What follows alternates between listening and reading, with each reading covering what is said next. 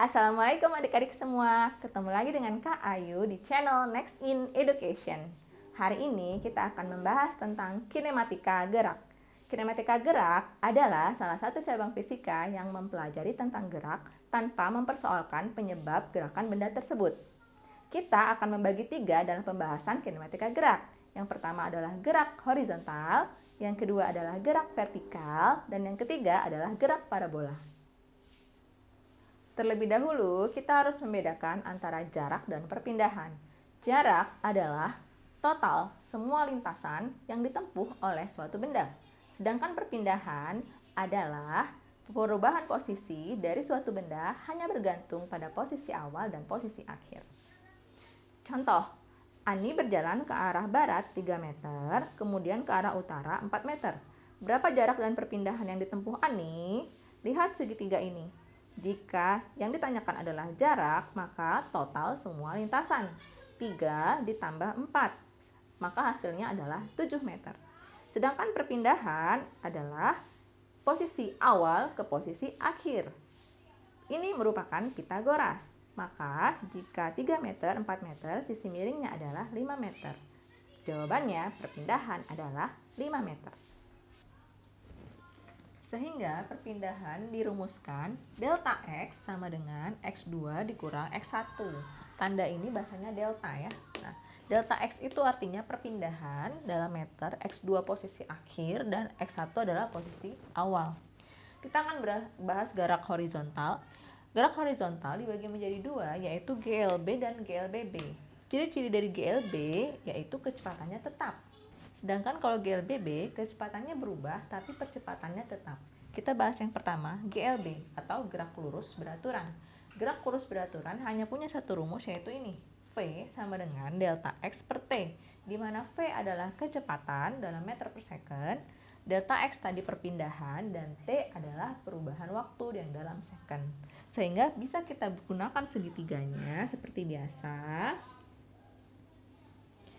V yang di atas adalah delta X, berarti V dan T. Kalau misalnya mau cari delta X, maka delta X-nya ditutup, berarti V kali T. Kalau mau cari T, T-nya ditutup, berarti delta X bagi V. Sedangkan untuk gerak lurus berubah beraturan atau GLBB, kita punya 3 rumus yang harus kalian ingat, dan ini sangat dipakai untuk kelas 10 sampai 12.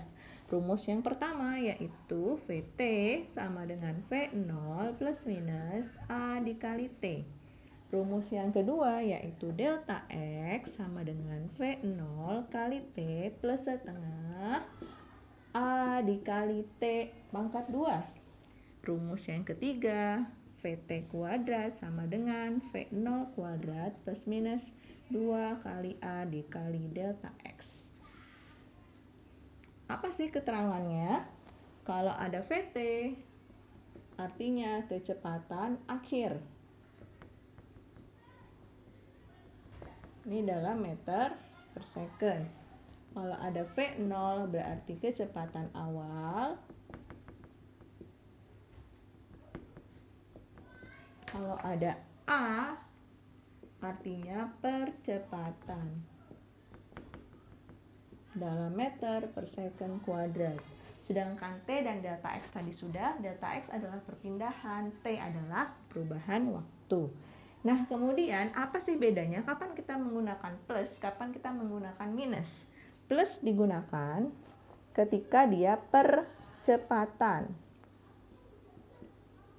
atau dipercepat. Jadi ketika mobil digas, itu artinya percepatan. Kecepatannya semakin bertambah. Sedangkan ketika kita pakai minus, itu ketika perlambatan atau diperlambat.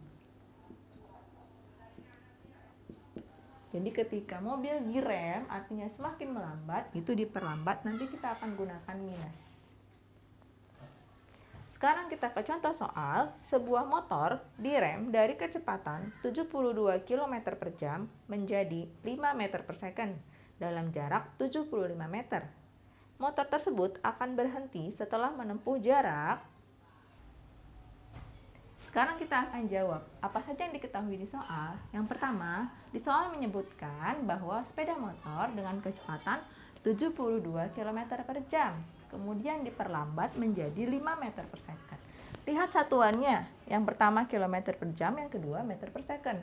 Maka yang kilometer per jam harus kita rubah dulu ke meter per second dengan cara dikali 10 per 36. 72 bagi 36 sama dengan 2, kali 10 hasilnya 20 meter per second.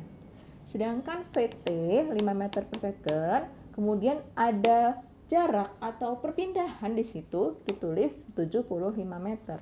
Tapi yang ditanya berapa jarak yang ditempuh pada saat dia berhenti. Artinya ada dua kasus. Pertama dia diperlambat sampai 5 meter per second, kemudian dia diperlambat kembali sampai 0 meter per second atau kondisi berhenti. Nah, sekarang kita akan jawab yang kasus pertama pada saat melambat yang pertama. Ada V0, ada VT, ada delta X. Rumus berapa yang akan kita gunakan? Ya, benar. Rumus ke-2 atau rumus ke-3. Kenapa tidak yang pertama? Karena tidak punya waktu ya. Maka kita pakai yang ketiga. VT kuadrat sama dengan V0 kuadrat min atau plus dari perlambatan, maka kita tulis min 2A delta X. Oke. Kemudian VT kuadrat yang pertama ini yang kita tulis VT kuadratnya 5 kuadrat 20 kuadrat minus 2 kali A kali 75. Siapa yang belum ada? Berarti A.